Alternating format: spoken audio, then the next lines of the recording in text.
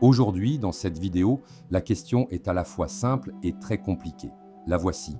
Et si nous n'étions pas prêts, les humains, à connaître la vérité? Cette question, à la fois simple et infiniment complexe, nous invite à réfléchir sur la nature de la vérité, notre rapport à celle-ci et les conséquences de sa révélation dans nos vies individuelles et collectives. À travers cette réflexion, nous pouvons explorer comment la vérité agit comme un révélateur et parfois comme une arme à double tranchant dans une société qui oscille entre soif de connaissance et crainte de l'inconnu.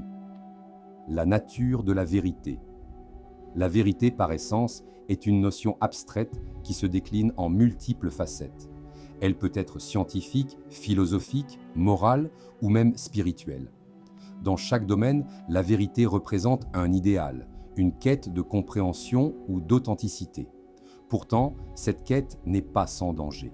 La vérité peut bouleverser les certitudes établies, démanteler des mythes confortables et remettre en question des sociétés, des religions ou des idéologies entières.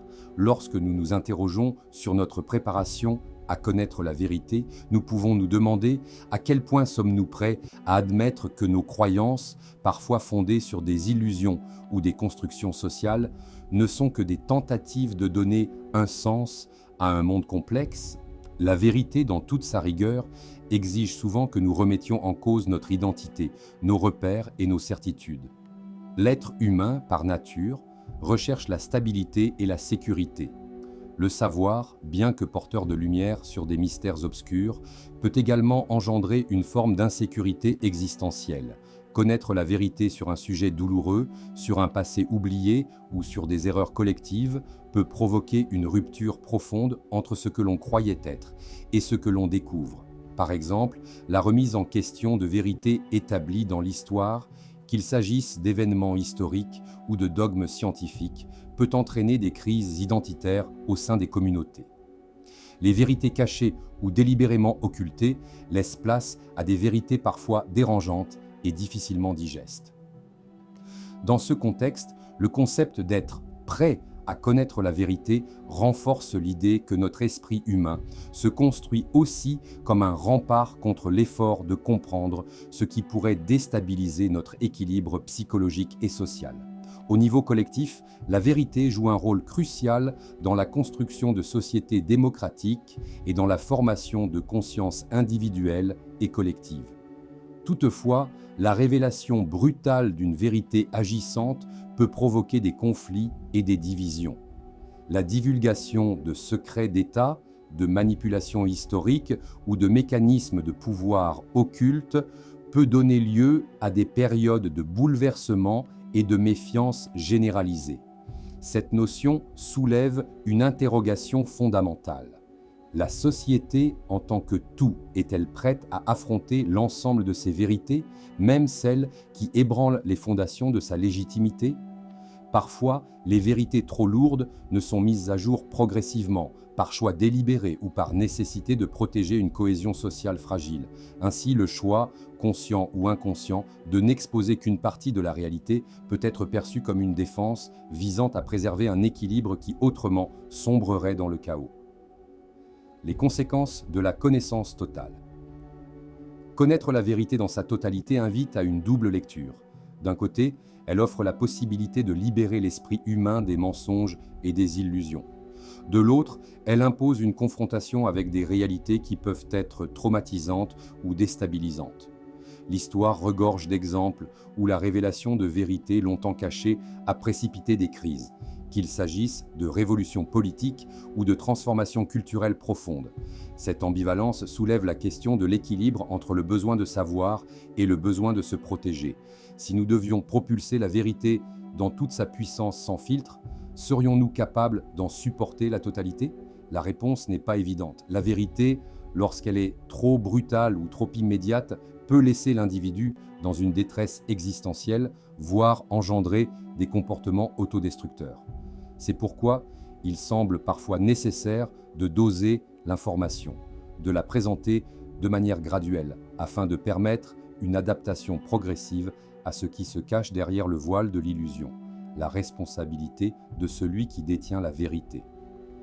La question posée ne concerne pas uniquement le récepteur de la vérité, mais également celui qui la détient et la diffuse. Dans un monde où l'accès à l'information est instantané et globalisé, la responsabilité des gatekeepers, journalistes, dirigeants ou scientifiques, est immense.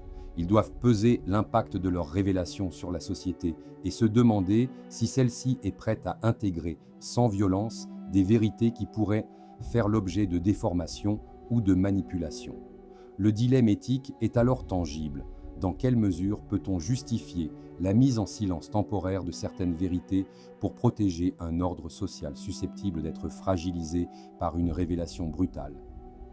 La vérité, en tant que notion absolue, ne saurait être subordonnée aux contingences du pouvoir, mais il est indéniable que son dévoilement doit être manié avec une extrême précaution afin d'éviter de déclencher des réactions en chaîne incontrôlables. Vers une approche évolutive. Peut-on alors envisager une préparation progressive à la vérité? La réponse pourrait résider dans le développement de la pensée critique et de la résilience émotionnelle.